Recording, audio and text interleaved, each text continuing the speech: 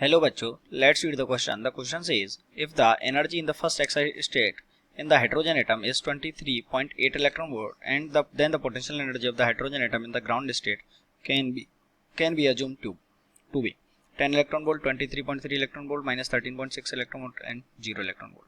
तो सबसे पहले इस क्वेश्चन के लिए हमको इसका की कॉन्सेप्ट समझना पड़ेगा एंड इस क्वेश्चन के लिए जो इसका की कॉन्सेप्ट है दैट इज potential energy.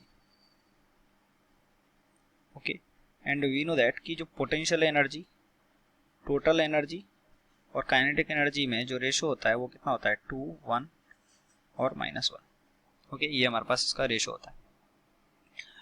तो देखिए 2, 1, -1 ये हमारे पास रेशो हो गया. अब अगर हम इस क्वेश्चन में बात करें, इस क्वेश्चन के लिए हमको बोला गया है कि फर्स्ट एक्साइटेड स्टेट और ग्राउंड स्टेट की बात करी गई. तो फर्स्ट जो ग्राउंड स्टेट है उसकी एनर्जी कितनी होती है? ग्राउंड स्टेट की एनर्जी हाइड्रोजन एटम के लिए हमको याद होती है -13.6 इलेक्ट्रॉन वोल्ट, क्योंकि जो एनर्जी का फॉर्मूला क्या होता है -13.6 अपॉन n². तो अगर n=1 पुट करेंगे तो ये कितना आ जाएगा 13.6. और जो E2 है वो कितना आता है? अगर हम इसमें E2 निकालेंगे तो नीचे 4 से डिवाइड करेंगे तो ये भी हमको याद होता है, इट इज 3.4 इलेक्ट्रॉन वोल्ट. अगर हम इनके बीच का जो एनर्जी गैप है वो निकालें तो वो कितना हो जाएगा? ये हमारे पास आ जाएगा कितना कि E2 - E1, तो -3.4 माइनस माइनस प्लस प्लस 13.6, तो विच इज 10.2 इलेक्ट्रॉन वोल्ट. ये हमारे पास इनके बीच का गैप आ गया. और ये हमारे पास किसका वैल्यू आ गया? E2 - E1 का.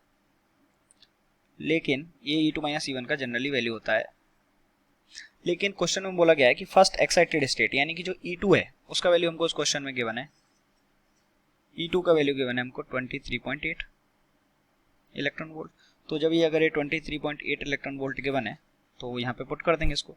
10.2 इक्वल्स टू E2 का वैल्यू हमको गिवन है 23.8 माइनस E1. तो जो E1 है उसका जो टोटल एनर्जी है वो कितना आ जाएगा 23.8 माइनस 10.2 यानी कि 13.6. ये हमारे पास इसका वैल्यू आ गया, E1 का वैल्यू आ गया प्लस का 13.6. अब E1 का जो वैल्यू हमारे पास प्लस का 13.6 आ गया, और तो यहाँ से हमारे पास क्या आ जाएगा? यहाँ से हमारे पास आ जाएगा क्या इसका काइनेटिक एनर्जी. ओके, तो ये इसकी टोटल एनर्जी आ गई. अब देखिए काइनेटिक एनर्जी और टोटल एनर्जी में कितना रेशो होता है? 1:-1. ओके, यानी कि जो काइनेटिक एनर्जी होती है वो टोटल एनर्जी का -1 टाइम्स होती है. तो आइडियली इसकी जो काइनेटिक एनर्जी है वो तो चेंज होगी नहीं. तो काइनेटिक एनर्जी यहाँ से कितनी आ जाएगी इसका जस्ट -1 टाइम्स कर देंगे तो माइनस ऑफ -13.6, तो वो कितनी आ जाएगी प्लस का 13.6 इलेक्ट्रॉन वोल्ट. तो हमारे पास इसकी काइनेटिक एनर्जी है, हमारे पास इसकी टोटल एनर्जी है. तो क्या आ जाएगा? Total energy it is equals to kinetic energy of ground state plus potential energy of ground state. ये कितना है 13.6. It is equals to kinetic energy भी कितना निकाला हमने 13.6 प्लस हमको potential energy of the ground state निकालना है, तो वो कितनी आ जाएगी 0. तो हमारा ऑप्शन कौन सा करेक्ट हो गया? ऑप्शन करेक्ट हो गया हमारा ऑप्शन नंबर डी.